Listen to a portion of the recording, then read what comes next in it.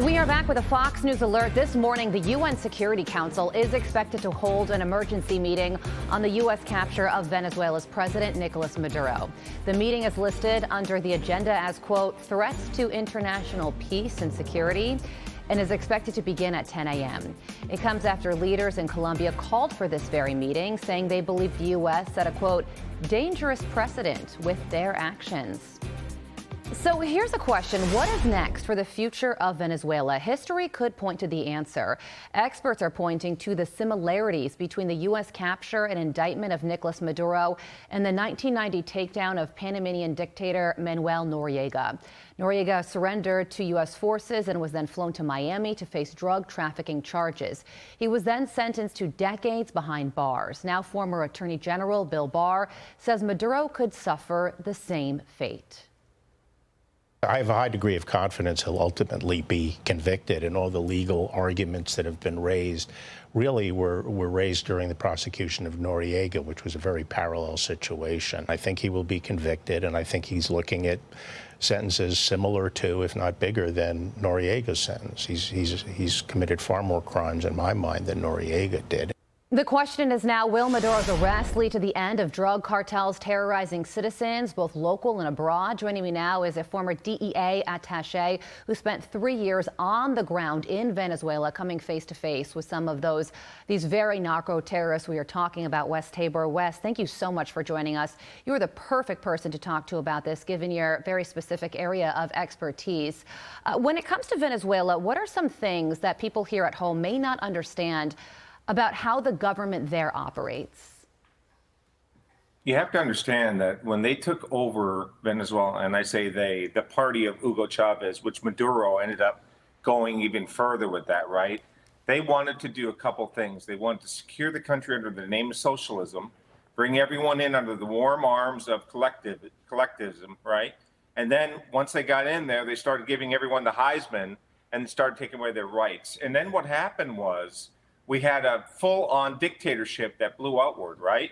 And it was affecting the whole Western Hemisphere. But what they were doing was they were drawing in terrorists from around the world. And you could see that in the indictment when they talk about giving passports and identities to some of these terrorists from Hezbollah, Hamas. And this was increasing as we went along. And we're not just talking about narco-terrorists. We're talking about terrorists from the Middle East. And you have to remember that this government was made up of a potpourri of bad actors, you know, and Maduro is just one of them. And we have 15 or 16 of the top level cabinet members and generals indicted. And that was my job when I went there. Identify a lot of these people, target them, get them arrested, and get people that we could build a case on. And that's what we did. And it wasn't just me, of course. There were just many, many other people putting this together for many years until it culminated with this action by President Trump. Hats off to him. Well, when it comes to just how connected Maduro is to narco-terrorism, he has been accused of purposefully trying to import Tren de Aragua members into this country to cause destruction, chaos, death. Is that true? Yeah, listen, I wrote a book about it called Infiltrate America, Blood Routes and the Rise of Latin American Gangs. Tren de Aragua goes back to the state of Aragua, where we have one of Maduro's soon-to-be, hopefully, co-defendants, Tarek El-Aissami, who is a known terrorist, whose father was an Iraqi Ba'athist terrorist, and he was the vice president for a while. I'm the only agent to ever have met him in Venezuela when I was there. And he's a bad character. And what he was doing was, we believe, and this is coming from open source information, you can look at it now, it's in this indictment, kind of hinting toward it, providing fake backstop identities for terrorists to travel around the world. And that was great back in the 90s and 2000s. When Venezuela passport actually had some authority. Now it's not even worth the paper it's printed on, right? Yeah. But these are the types of things that they were doing. And they were allowing this permissive environment, not only allowing it, but making money off it. At the end, you had Celia Flores, the wife of Maduro. You have Nicolás, the son. And what they were doing was working hand in glove with Tren de Aragua to move those dope boats that we were blowing up in the Caribbean. That was all Tren de Aragua with the help of the son of Nicolás Maduro. So you have to look at this and say, well, this is something you're going to see in the movies, right? Because it just can't happen in the real world. And you have people defending it. That's the other thing. We have 8 million displaced Venezuelans around the world, and you could see them celebrating, because they get to go home now. And so, you know, these nefarious actors, if we're not careful and we don't get a grip on what's going on in the country and help them in some fashion, we're going to have that vacuum, Wes, and we don't want it filled by bad characters. And that brings me to my next question. What do you foresee happening next? Can the United States trust the vice president turned acting president of Venezuela, Delcy Rodríguez? She's being described as deeply ambitious and a hardline socialist, just like Maduro. What do you know about her, and can the U.S. trust her?